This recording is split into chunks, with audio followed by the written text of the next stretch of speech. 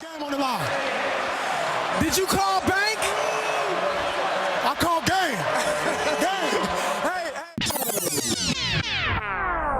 Even better than I was the last time, baby. Ooh. We back. I'm good. Coach and Bo Sportscast back. It's episode 5. I'm your host, Coach. Across from me is my co-host, Mr. Bo. What's up, everybody? Yeah, man, we back for episode 5. It's been a great week of sports these past few days. Coming off a pretty, it was pretty. What's the word for it? Predictable college football slate. We saw a few teams go down, though. A few top-ranked teams go down, but for the most part, other teams took care of business. Big dogs did what they had to do. They took care of business. A lot of them might have been a little too close for comfort, but a W is a W. That's all that matters around this time of the season. Right, Get right. that win. Most definitely. Got some headlines out of the NFL today that might have shook some things up. Also, the NBA season has started. We've gone through the first full week of the season. It's in full swing. Check that out. Talk about some of the signings and some of the initial reactions. How teams are looking this first week of the NBA season. Right. How teams made their first impressions, and man, we've seen some gaudy numbers being put up from individuals. Multiple players. Right. Guys are balling out.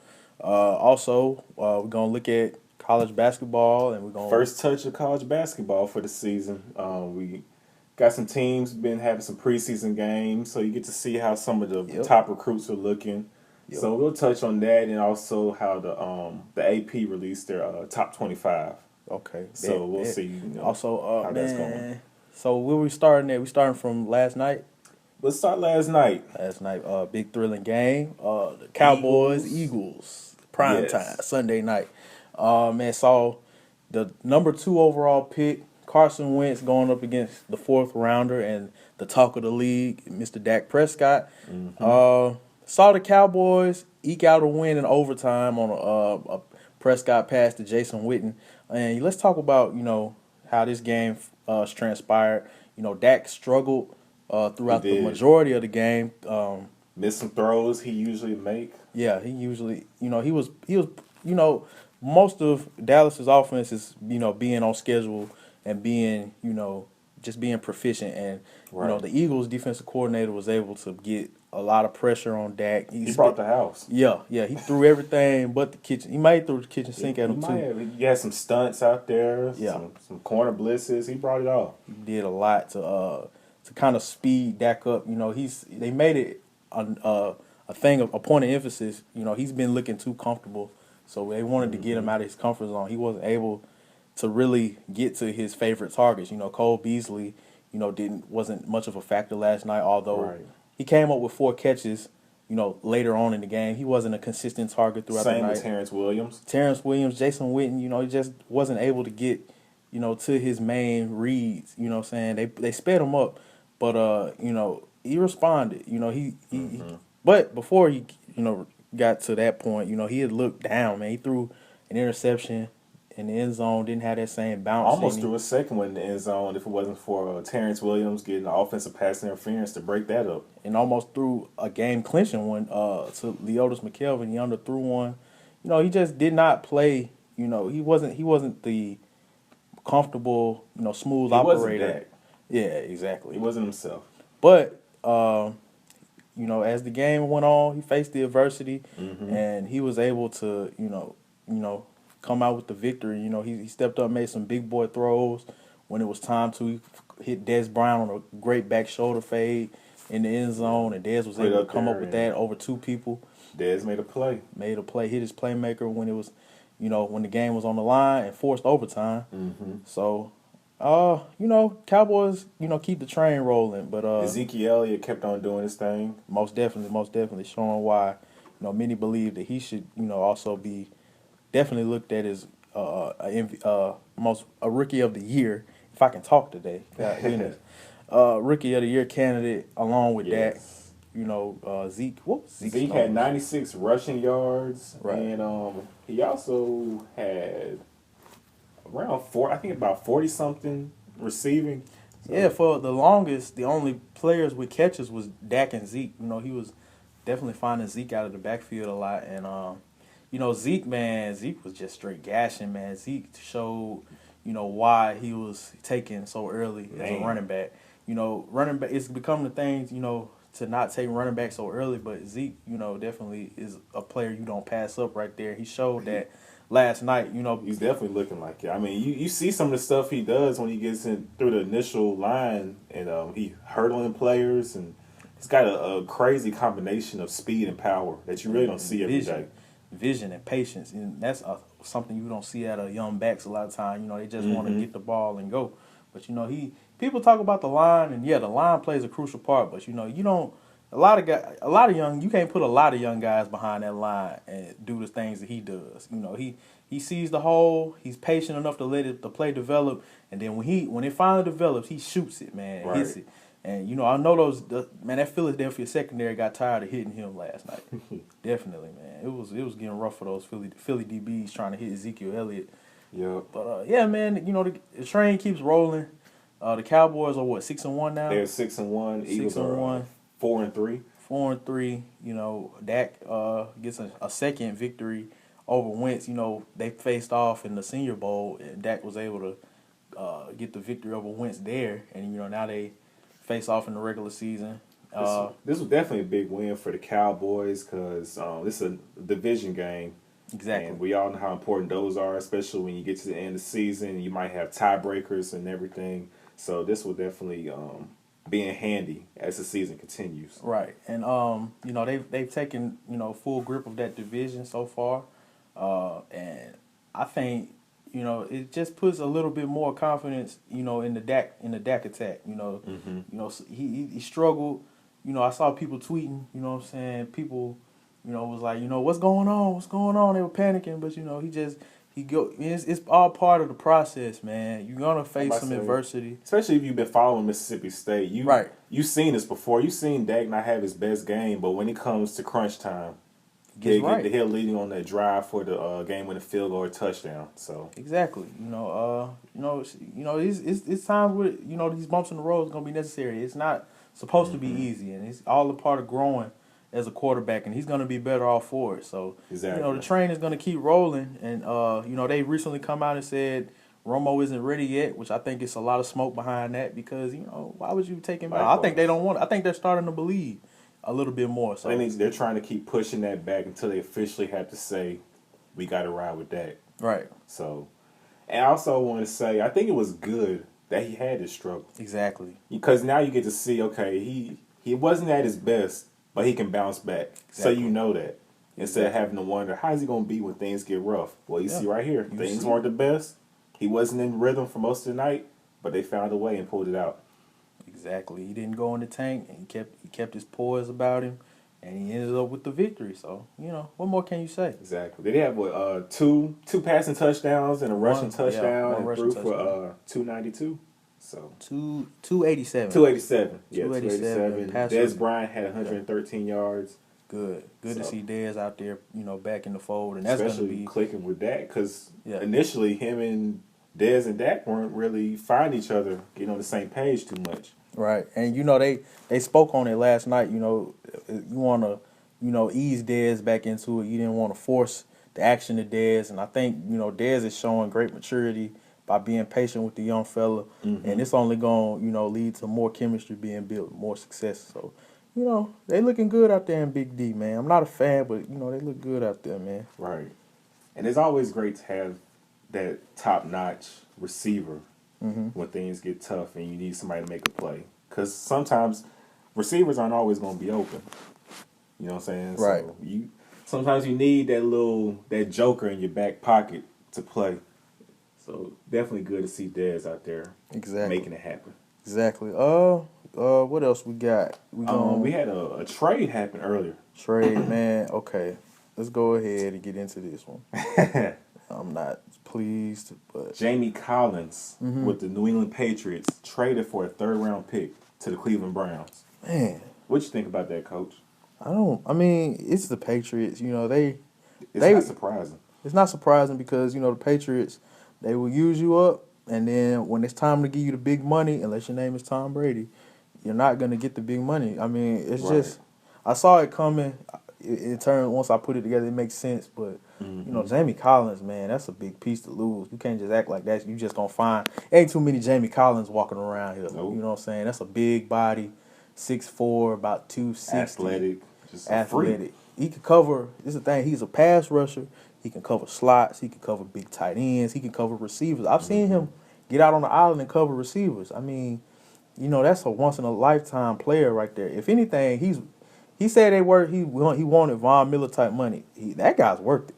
So, you know, and how do you trade a person asking for Von Miller type money for just a 3rd round pick? Man, You know what I'm saying? it's a bit of a spit in the face, but I mean, you know, is he takes it as that. If he looks at it as motivation, he'll be fine. As far as the Patriots, you know, I can't really knock them because their process of how they do things is shown to work.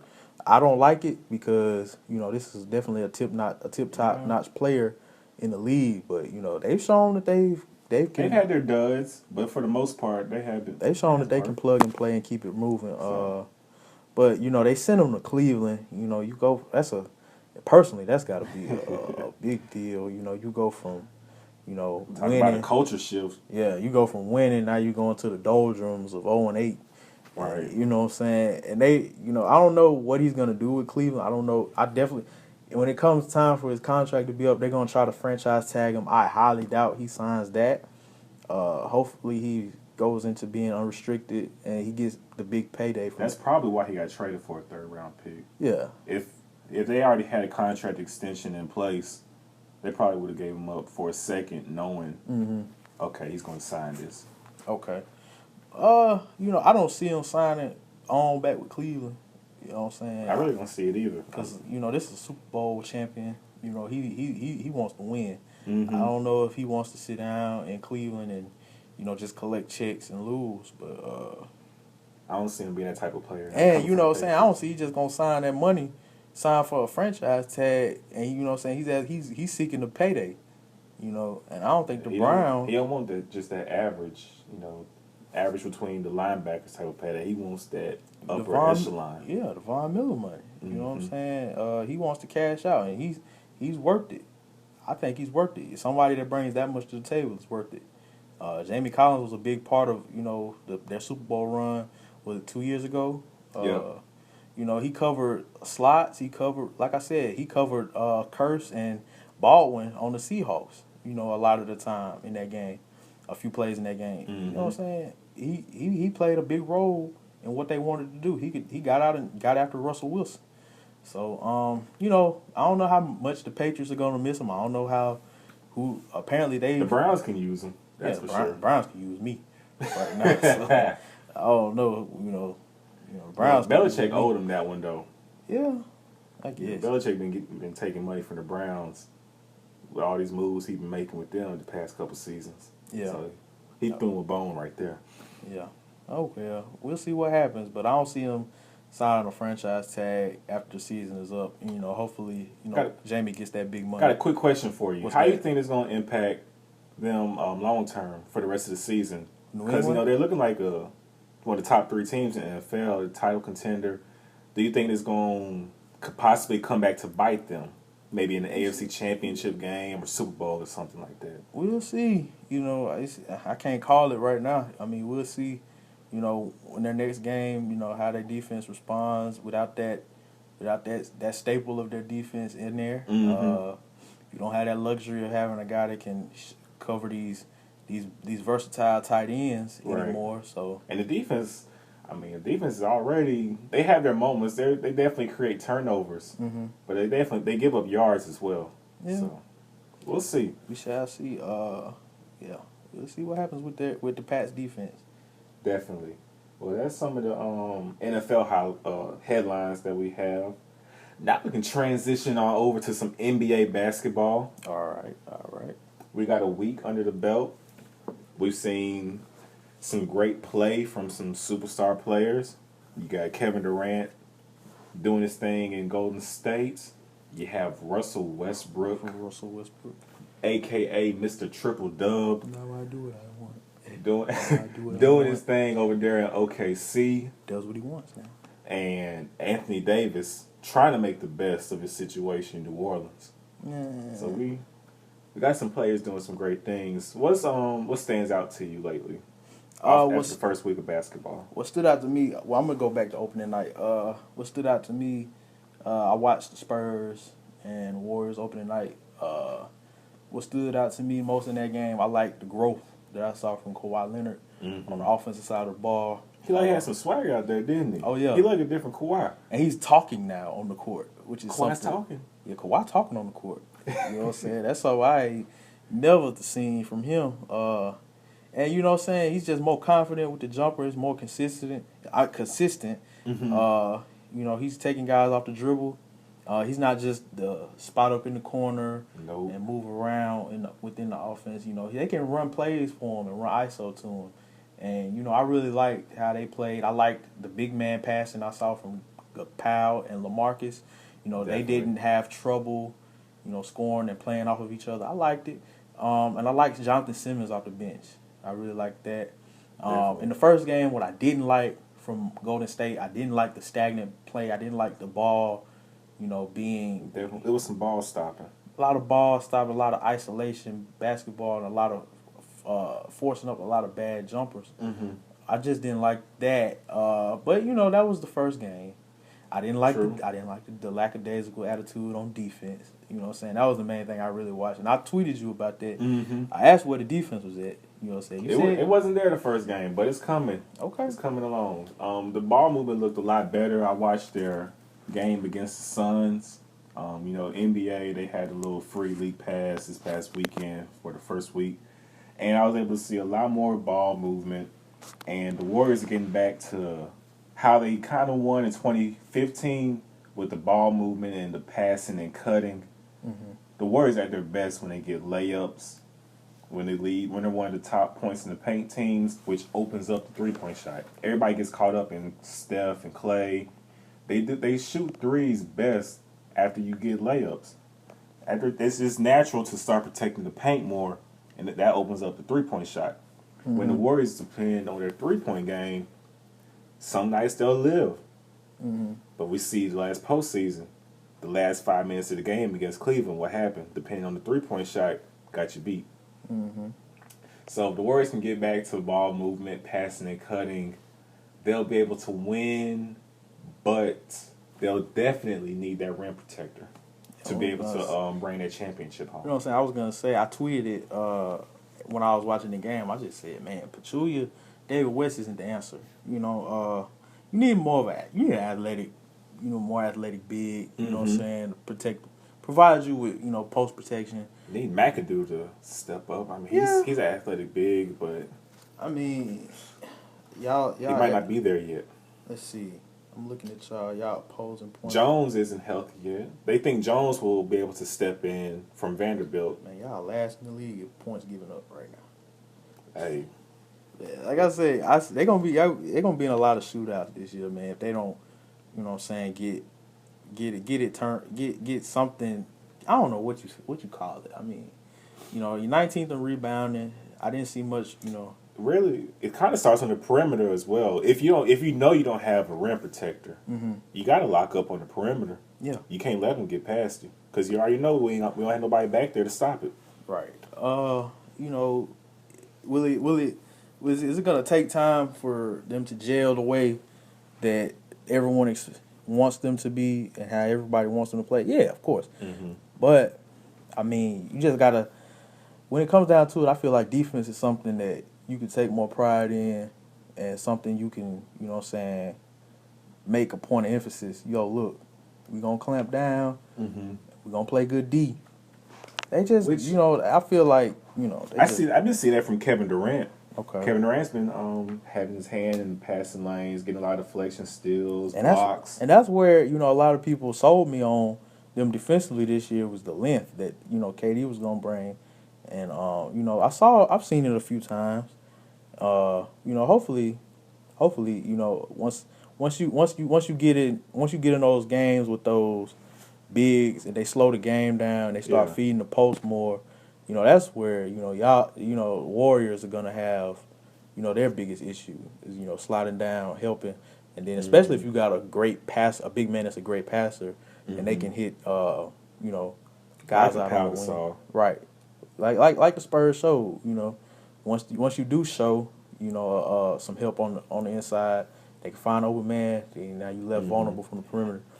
But, I think that game, it was a mix of the blueprint to how to beat the Warriors mixed with just the Spurs being hot. Because they shot the lights out. They shot the lights out. It's kind of like once you give a basketball player a few open shots and they get that confidence, oh, okay, I'm knocking down tonight. Right. It's too late to play defense now. So that's what that was, I believe. And offensively, they look good as the week went on. They started sharing the ball a lot more, like I thought they were gonna play, the way I thought they were gonna play, and they gonna knock shots down. Well, I say that Pelicans game, I think was it Clay, Steph, and KD combined for 81. Yeah. So yeah, that's definitely what you need. That's the blueprint. That's how you gonna win. Yeah. So now, like I'm gonna steal from Charles Barkley. Can you do that every night? Every night, I'm not gonna say they can.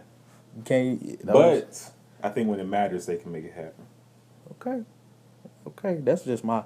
I'm kind of on that train of jump shooting teams. Eventually you're gonna have to you got to put your head down and score inside. Eventually you have to. Jump shooting teams. That's the ones that've been winning. When you look at it, the Spurs, they were a jump shooting team. The Spurs can get to the basket though. Spurs can always get it to the basket. They were get a points jump inside. team. When they beat the Heat, they were historically hot. We have never seen nothing like that from 3-point land. Okay, they shot the ball well, but there was no question that if they needed to get points inside, they can go inside and score. With this team, you know what I'm saying? At times I can't see it. They don't have no back to the you gotta be basket score. When the game slow down, you gotta be able to go inside and get bucket. And then you know what I'm saying? Then I think they have that down with Kevin Durant. He's gonna be the person when we need a drive and we need somebody who can take that contact and finish at the rim. Kevin Durant's gonna be able to add. Is gonna be able to make that happen. You really don't have that with Steph, especially last year with Steph in the finals. Because I mean, he didn't say it, but he didn't look like he was 100% healthy. So he stuck to the 3-point shot. Yeah, Steph wasn't 100%. They blew the 3-1 lead. Just want to put that out there. 3-1. Blew the 3-1 lead. Coach. You petty. They blew the 3-1 lead. What else we got? Who was it I watched? Russell? Oh, man. That's a freight train right there. He's looking good. I don't know how the Thunder will be because they've been playing some tight games against some lower level competition. I think that's combined with, it's the first week of the season and, some teams, going maybe some teams, like you said, still trying to get chemistry together. I think they'll be fine. They like they'll make the playoffs though. Yeah, they'll make the playoffs. I predicted, they'll make the playoffs. Russell will be my MVP. He's gonna win MVP. Is he gonna be able to keep up this pace? Yeah, as long as he doesn't get hurt, man, he'd be fine. I want to see how Oladipo is going to work out. He just got paid. Yeah, they just who is it? Him and Adams. Him and Adams just both signed 4-year extensions. So yeah, they're committed to, this team and the makeup of this team. They're committed to it going forward. And these guys are really embracing, Russell as the leader.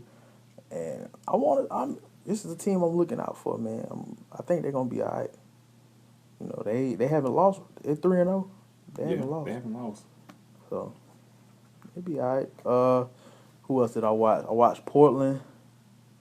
Dame. I watched Dame making this MVP case. Yeah, definitely. I like Portland, man. They play pretty well together. Who did they lose to the other night? Where it was like, was it the Clippers? Yeah, it was the Clippers. Yes, it was the Clippers. Yeah, some questionable calls and Trailblazers were pretty upset, but I liked how the Clippers played too. They look good too. Clippers 2-0. Yeah, Chris Paul looked real good. Blake looked really good. Cavs 3-0. Oh man. Spurs 4-0. Mm-hmm. Alrighty. So yeah, And the Pelicans. Yeah, let me talk about that real fast. I mean, man, I feel bad for Anthony Davis, man. He's just this great guy surrounded by trash. Yep. It's sad to say, but he had more talent around him in Kentucky. Definitely. You come from college, go to the NBA, you had it better off in college. Man, how I drop 50 and then I get 17 rebounds and 6 steals and 5 blocks. Putting it all out there. And we lost and we lose. Like, come on, man. Yeah, it's tough out there for him, man. I get 50 and the rest of y'all combine for 51 and we still lose. I don't know how much longer his contract is with the Pelicans. I think he had just re-signed. Yeah, I remember he had re-signed an extension not too long ago. Not too long ago. Just signed. Was it a 4-year extension? And I'm not sure, but if I was him, I'd be rethinking that. It's going to come up soon. Does he have... Yeah, they definitely got to get some more talent out there in New Orleans. It's looking tough right now. Yeah. I think they'll be a lottery team again. Oh, yeah. They're not going to make the playoffs out there in the West. They'll probably win about 30, 35 games. So they'll definitely be in the running for a top player coming up this year. Yeah. Man, I'm trying to think, what else did I see this NBA wise? Yeah. Oh yeah. What about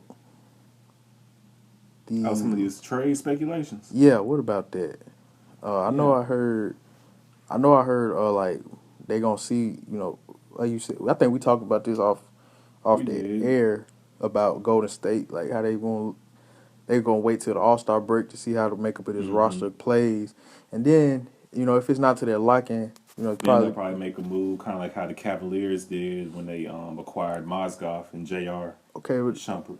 The thing is, when you go into that question, who are you gonna move? Like, would you? You only have so many players, and only so many that's worth moving. Right, and you gonna move one of the big four? Like, if you gonna move one of them, the one that I saw, mentioned the most was Clay. So. That's the one you're going to get the biggest, the most return with. Because I don't see many people jumping out there to trade for Draymond. Especially since he's not a squeaky clean player. Yeah. And, I feel, and also, this is just my opinion on Draymond. I feel like this is the perfect organization that he's in, the perfect system he's in. I don't think he's that type of player on another team. You don't think that his game's going to translate over? Like, if he had to be the main contributor on another team, I don't think he's that type of guy. That's just my opinion. I think he's in the perfect setting out there where he contributes in his role and he just overachieves in that role. But if you had to put him on another team, tell him to be the man. He is maxing out his abilities with Golden State. He's kind of like a poor man's, not very much less athletic LeBron James. You know what I'm saying? LeBron can do what he can do because of his athleticism and everything, but... Where you going with this one? I'm just saying. So you look at his game, he's a big man who can bring the ball up the court, pass, facilitate, drive. He do the type of things LeBron does. He's just not as athletic and flashy. So it kind of holds him back. Like you're saying, put him on another team, he can't do as much. Now, LeBron James having the athleticism and his IQ and ability, you can put him on any team, and he's going to be LeBron James. Right. Yeah, I don't see them trading. They would have to trade Clay. You're not going to trade. No, you're not trading. You're not trading Steph. Or you're not trading KD, or that's it. But so who will they be getting back if they were to trade a Klay Thompson? Well, the possible scenarios. I mean, to improve the team to win this year, you want to go after a big man. I mean, we talked about possible players like Brook Lopez, but he doesn't fit into the system. Yeah, because you would have to slow the pace down or restrict minutes a lot if you go to trade for him. So, and then with that being said, are you getting the value that you gave away to get him? Right. I don't think you do in that scenario. Another scenario, we said DeMarcus Cousins, but the front office in Sacramento, I don't know if they'll do business with you. Mm-hmm. And then also, like, that's just another player that needs touches. So I don't know how that works either. We talked about Drummond. I said Andre Drummond because he's gonna provide rebounding, and good rim protection, and he can He'll run the floor. Yeah, he'll run with you. That's a possibility. The only thing with that is I don't think Detroit would want to give up Drummond. Because he fits the city. Mm-hmm, yeah, he's tough. Yeah, he's strong. a cornerstone. He's a cornerstone. Yeah, he's a post guy, gritty. He plays hard out there. He fits what Detroit basketball is. Right. So. And I think the last one I said, well, it was two more. I said Greg Monroe in Milwaukee. I think there was some talk about possibly moving him. If he didn't buy into the system that they There's run. some talk over there about moving Greg almost since he got signed. Right, because I never felt like that was a good piece anyway. Mm-hmm. Well, I like him as a player, but I don't know about him with those other Fit players. into what they're doing, right? Yeah, with the way that they want to play, I don't know. And Hassan Whiteside in Miami, that one makes the most sense to me, because that's he's not looking to get his own shot. He's looking to do the dirty work, and he's looking to provide rim protection and to run the floor. That's what he is. He is definitely rim protection with that length. That one makes the most sense to me. Another one that I really looked at, but like we said, probably wouldn't happen because it's inside the Western Conference. Yeah. Was moving for Zach LaVine and Gordy Jing. Yeah. Oh yeah. With my quick reverse, real quick. Miami, I said like Whiteside and also Tyler Johnson. He's a good shooter also, so you would get some good shooting back in that deal to go along with some rim protection. But to your point, you said Dang and Levine. Yeah, that would make sense also because Zach LaVine can definitely hit the spot up shot, the spot up three.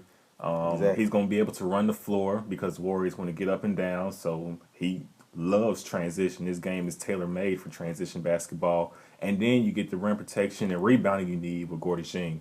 So you're killing about 2-3 birds with one stone. Mm-hmm. It just depends if you want to give up Klay Thompson. Right. So with that being said, that's something to look out for as we watch the first half of the season. Now my question is, will Golden State pull the trigger on that if need be? I don't know. It depends how the team is looking. If, say, 40 games into the season, they looking 30 and 10, I doubt it. But if they're looking more around 500, some changes going to need to be made if you're looking around 500, 40 games into the season. Mm-hmm. All right. Okay. What else we got? Is that all you want to touch on with the NBA? I think so. Unless you got something else. No. Just want to everybody keep on looking out for the Wizards. John Wall averaging 11.5 assists. Like I said, it's my MVP dark horse. So we'll see how the Wizards look as the season continues. But definitely keep your eyes on John Wall. But that's all I have for basketball. I'm just ready to keep on watching. Yeah.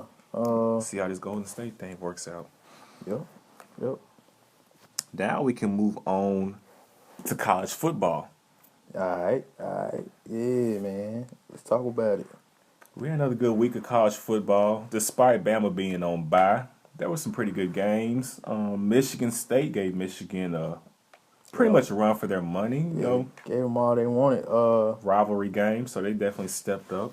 Yeah, gave them all they wanted. That's another reason why, I asked myself watching that game, I said, man, I'm just thinking, how would this team look against Alabama? And I just didn't like it. I didn't like what I saw. I don't know what it was, if they came out flat or what it was, but, I just was looking like, man, that team, I don't know if they have enough speed. Speed, I don't know if they have enough anything. It took, Jabril Peppers coming in and making a few plays on the offensive side to get them really going. Mm-hmm. But, they ended up pulling it out, as good teams do. They found a way to win. So can't knock them for that. They're still undefeated and they're still in there. So They won. Washington handled business against Utah. yeah, that was like I said last week. That was their first big test. They went in, executed, and they came out with the dub. So Washington still lives on. Who else? Yeah, I be trying to picture how they would look against Bama because they have the finesse. I feel like that could be an interesting matchup. I feel like they got the best shot. Mm-hmm. They one of the teams that had the best shot, in my opinion. So also, really like Clemson pulled it out against Florida State. That was a good game, man. Jimbo Fisher. Jimbo, man, I felt bad. I felt bad for Francois.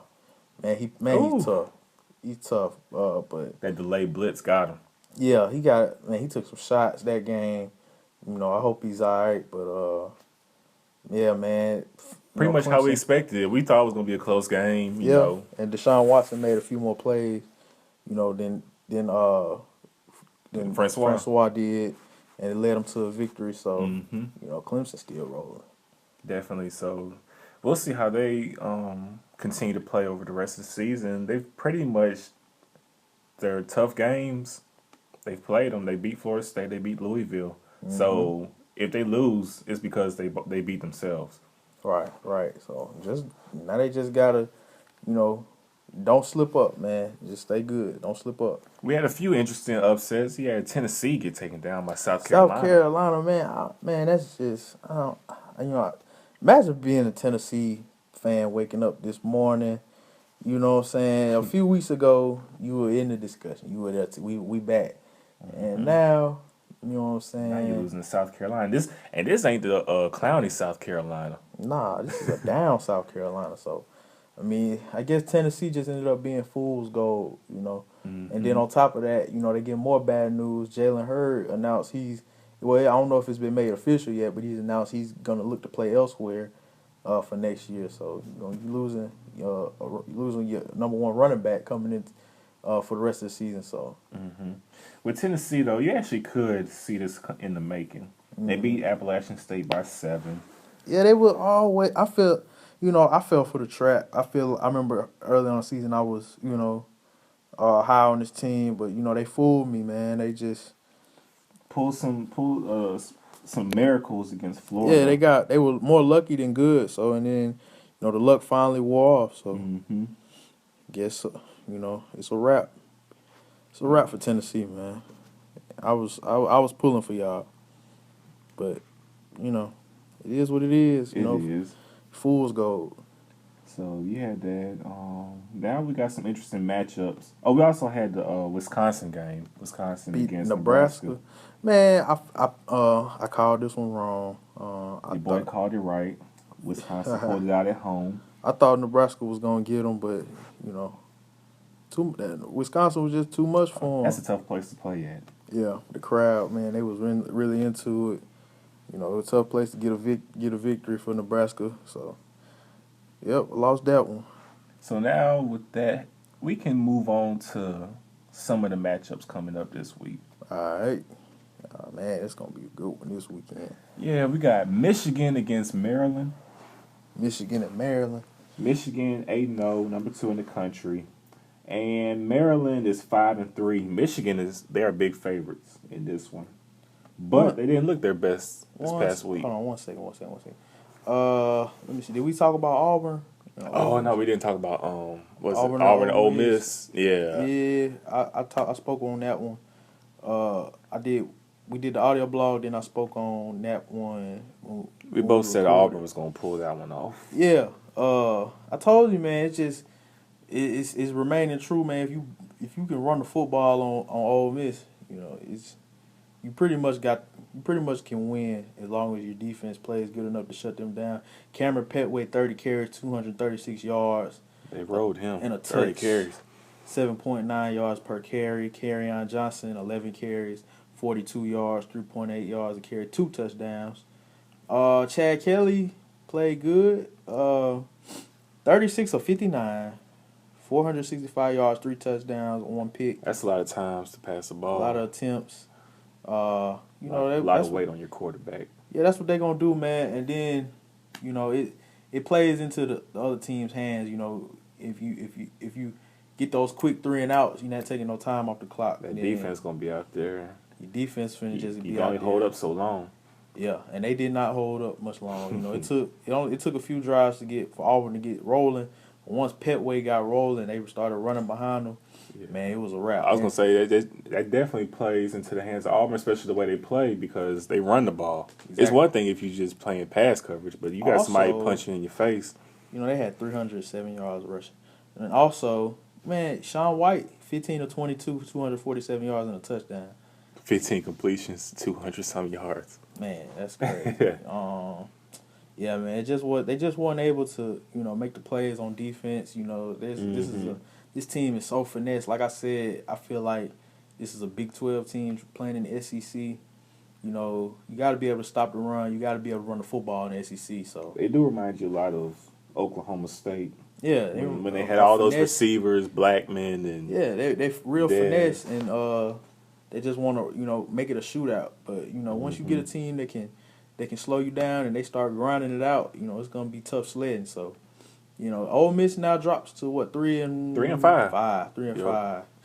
Oh man, that's crazy. Not what they were expecting in Oxford.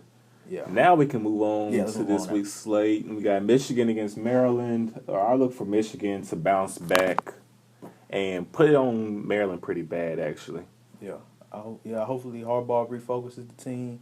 And your boy Jabril Peppers, hopefully he'll keep on rolling. That's my guy. Probably going to get some snaps on the offensive side. You know what I'm saying? So he out there getting his J.J. Watt on, making it happen on defense and offense. Wilson on, man. Michigan. You got to pay homage to Michigan. Hey, I'm just saying because he's a big man. Charles Wilson. Next, we have Washington against Cal. Okay. Another tough test. You know, you can't, you know, in Cal, Berkeley. It's in Berkeley. Cal is 4-4, but, you know what I'm saying, it's on the road, and you got Washington, you know. It's that night game. Crazy things that happen. You know, you just can't go in there sleepwalking if you Washington. You got to come in focused, you know, much like you did against Utah. Come in focused and take care of business. But I'm going to go with Washington. I'm going to go with Washington as well. I mean. Did we pick the last game? Did we pick the last game? Talking about against talking about Maryland? Maryland, Michigan. Yeah. Michigan. Yeah, both pick Michigan. So I'm definitely looking for Washington to keep on rolling. This was my preseason pick to win the Pac-12. And so far they're living up to my expectations. And Browning has 28 touchdowns this season. He threw a pick his last game, but he's still definitely playing well in the Heisman talk. So I look for Washington to keep things rolling. Then you have Florida against Arkansas. Tricky matchup. It's in Arkansas. Exactly. For that reason, you know, it's tricky. Florida tops in the East. Is Florida tops in the East? Yes. Florida tops in the East. Number 10 in the country. Right. And coming off a win against Georgia. Yeah, man, you got to watch out for this game strictly because it's on the road in Fayetteville. You know, Arkansas plays very good at home. If I had to pick it, I'm gonna stick with Florida. I would stick with Florida as well. They, was it Del Rio? He's been looking pretty good. Yeah.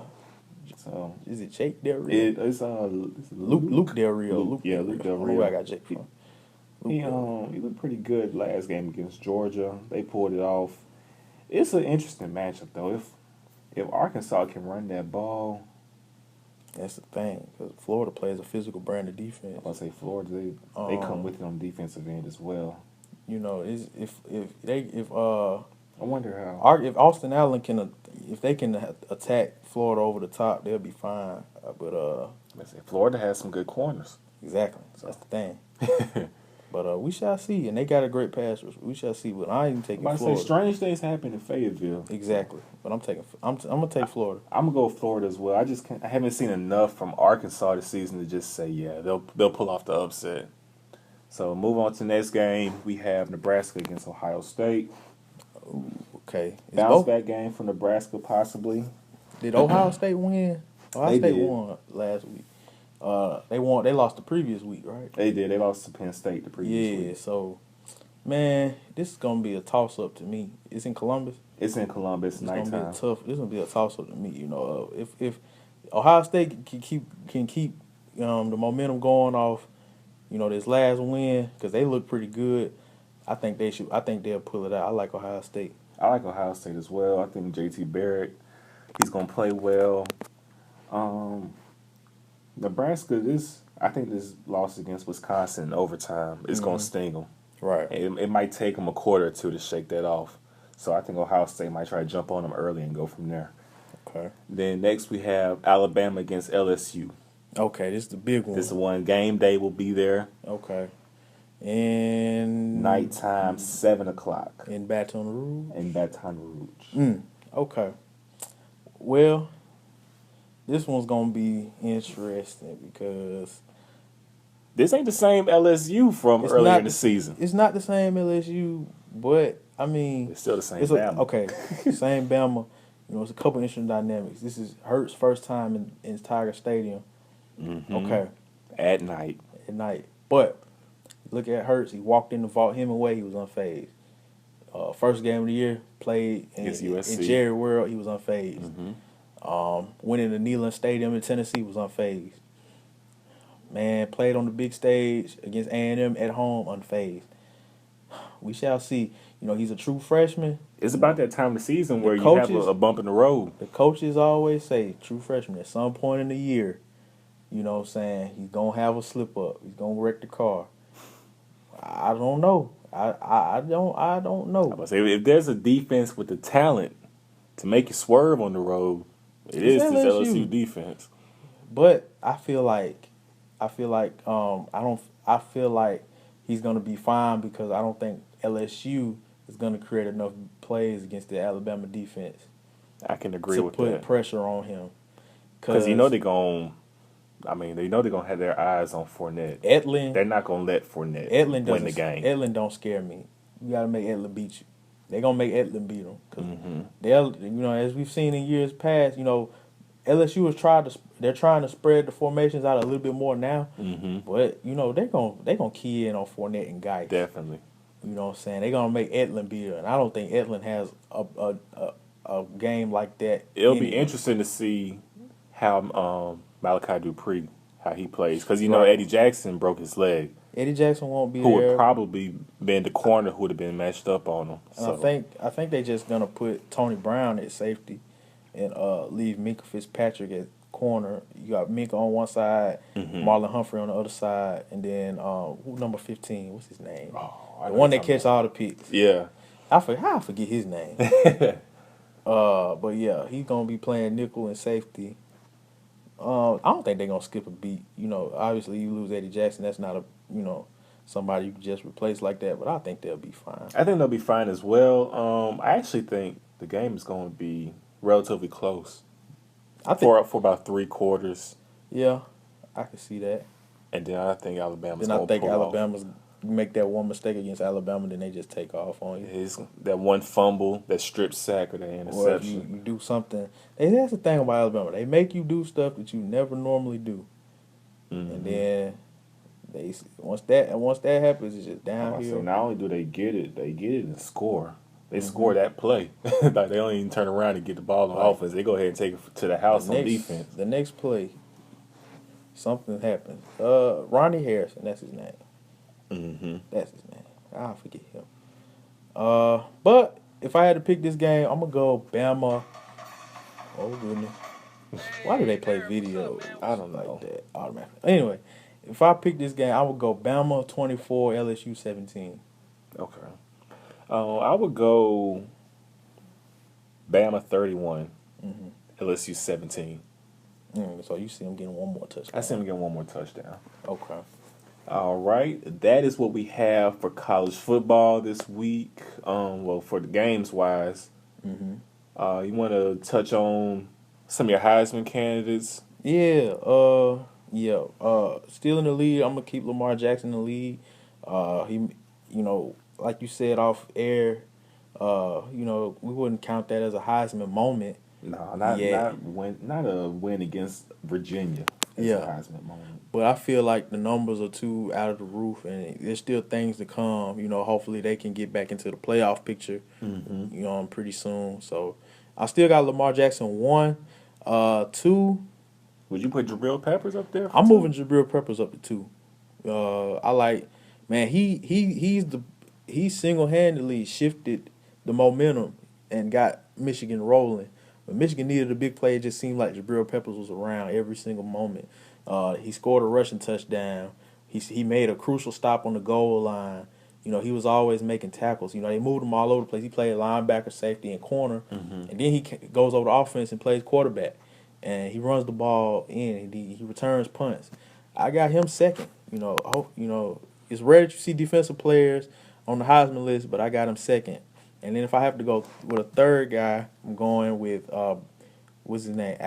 Jake Browning. Jake Browning at Washington. I'm gonna go Jake Browning from Washington. You know, he's 28 touchdowns, 3 picks. probably the most efficient quarterback in the country right now amongst the top teams. So I like Jake Browning 3. For me, I probably had Deshaun Watson 4. Yeah. I agree with your top 3. I put Watson 4 and Dalvin Cook. I still have him in the top 5 after that performance. 4 touchdowns. I've seen a lot of people showing this guy love, and I kind of agree with it. It's Jonathan Abrams from Alabama, defensive lineman. Make sure I can make sure that is. I know that's it. I know that's his name. I just gotta make sure. I'm OCD like that. Jonathan Allen. See, that's why I should check Jonathan Allen. I don't know where I got Abrams from. But yeah, Jonathan Allen, you know, single-handedly on the D-line, man. He makes amazing plays on the D-line. You know, big guys usually don't get love when you talk about Heisman talk. But, you know, I appreciate them showing the big guy love. True, especially this season. You really don't have too many just crazy numbers from too many players this year. You know what I'm saying? Right. And sleeper, definitely Patrick Mahomes from Texas Tech. That's your boy, Mahomes. Yeah, still putting up crazy numbers out there. Texas Tech offense, but yeah, that's how my Heisman list stands as of now. I agree with your top 3. I think definitely Lamar Jackson, miles ahead of everybody. But Jabril Peppers and Jake Browning deserve to be in the conversation and then to get the invitation. Most definitely. And now we can move on. You want to move on to college basketball? Yeah, we can get in there a little bit. All right, we're going to touch some college basketball. It's great to see teams having some their warm-up games going on. Yeah, I saw Kentucky and Clarion on SEC Network the other day. You know, Kentucky's done it again. They reloaded. Definitely, you got De'Aaron Fox at the guard position along with Malik Monk, the high-flying Malik Monk. Some top recruits coming in there. They remind me of a poor man's John Wall and Bledsoe because, you know, De'Aaron Fox, just like John Wall, he's trying to get to the rim. He has that quickness.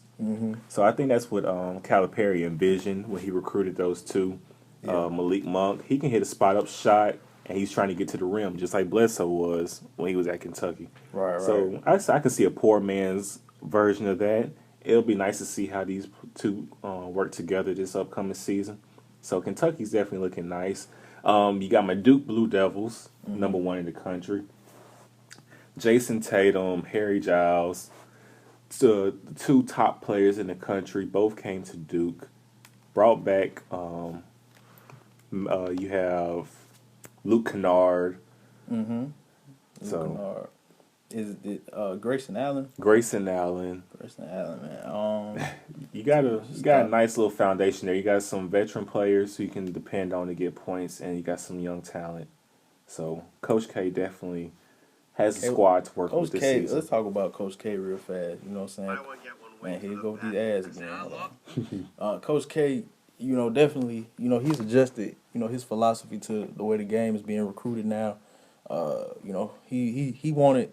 He was always slow to the whole one and done thing. He was true. He liked to have guys in, you know, with longevity, you know, that he could build with have teams with a lot of camaraderie for the future. You Sheldon Williams and J.J. Redick.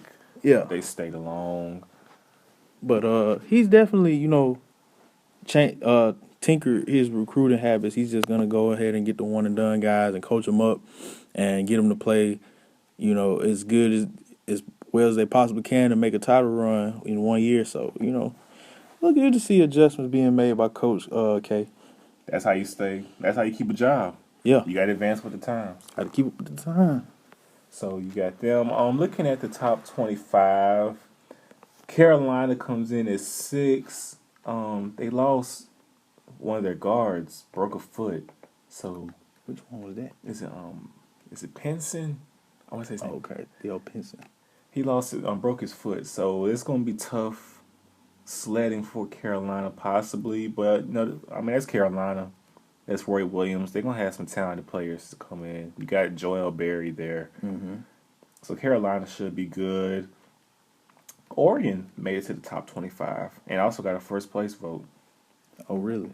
So Oh, yeah. that's a long athletic team. Oregon should be pretty good. Michigan State comes in at 12. Yeah, I saw the picture at the front.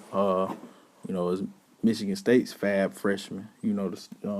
Miles Bridges. Yeah, they got a great freshman class. It's gonna be the anchoring point of their team this year. So Possibly their best recruiting class during the Izzo era to come in.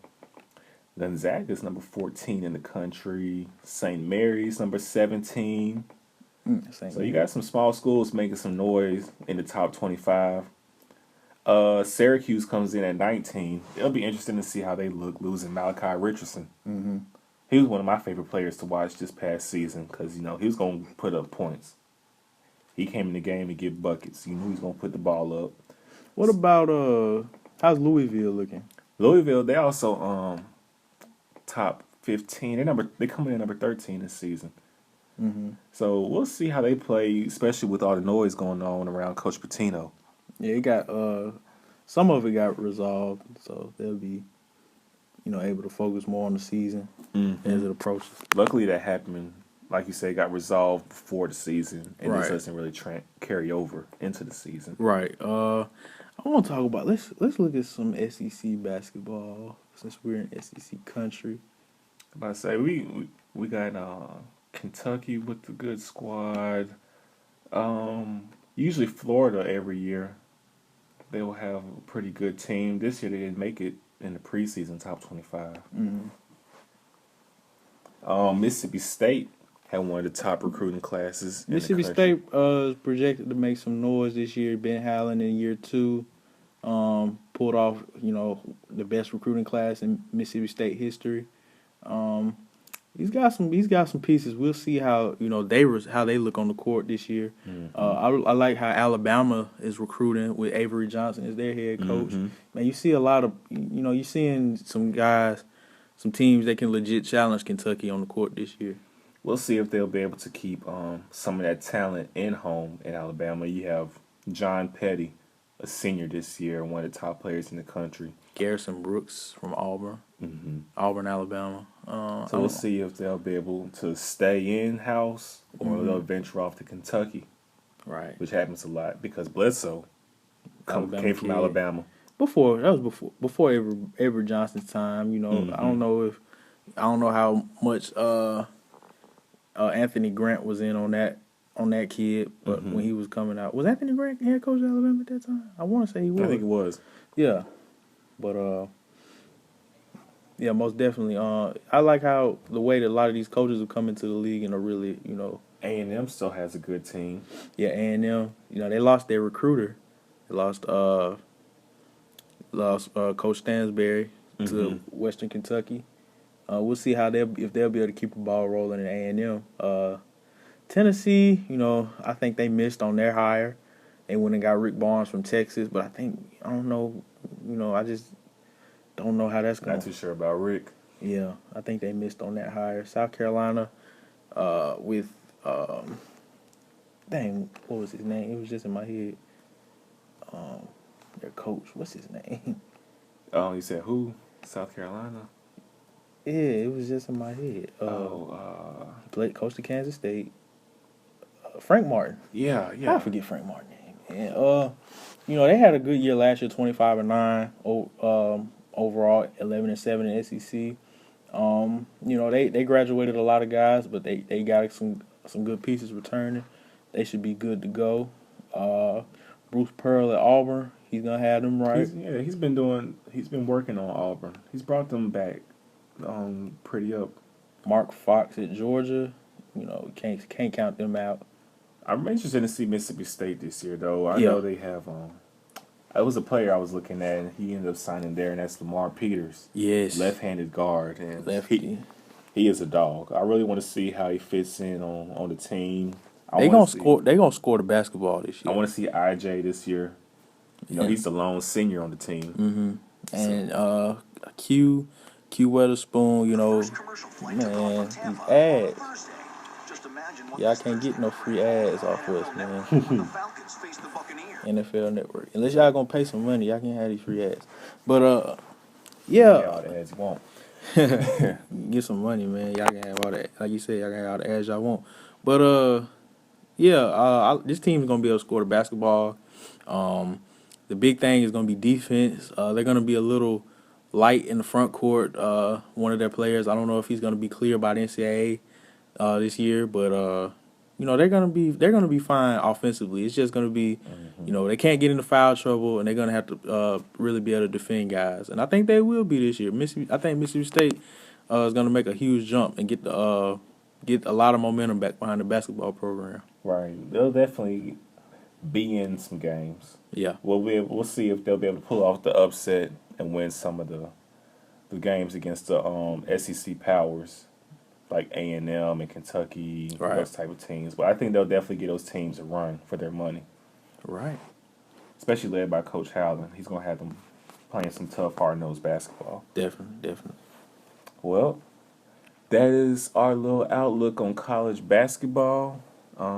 We're definitely ready for it to start, to get the regular season rolling. Got an exhibition game Friday I'm going to probably hit up. MSU going to play Delta State, so... yeah, I guess I'll hit that up Friday night. Just get a look for the team. Yeah. Get, you know, their first real action against another team. So go check that out. That'll be interesting, man. I'm happy. You know, all sports in full swing. Baseball, you know, we going to see what happens. The Cubs staying alive. Cubs stayed alive last night. It's 3-2. Where's this next game? This next game is... it's in Cleveland, I believe. Shifting back to Cleveland. I want to say they play Tuesday. Yes. All right, man. Cleveland, don't pull a Golden State. We'll see. Do not pull a Golden State. You just had to throw that out there, didn't you? Man, everybody. You couldn't just say don't pull a Oklahoma City. I mean, it wasn't the biggest. It wasn't the biggest. It wasn't the biggest moment. I'm just saying, though. You know that stings every time I hear that. Man, it still burns. Hey, they gonna keep making them jokes too, man. Till they win another one. When the Warriors get 3-4 championships, then what? Yeah, what? Because when that's gonna happen? All right, keep on watching. You gonna see, man. You gonna see. Y'all better play some defense. Start playing some defense. Talk about their defense. 80 games into the season. We'll see how things looking then. That's why they play the game. That's why. We'll see. And on that note, folks, it's a wrap. We out. All right, man. Yeah, most definitely. Y'all keep listening. Appreciate y'all. Definitely. Keep commenting on social media, giving us different topics to talk about, y'all opinions, and we will shout y'all out. And you know, we're gonna keep things in full swing. All right, now for my co-host Bo, I'm the coach. Episode 5 signing off.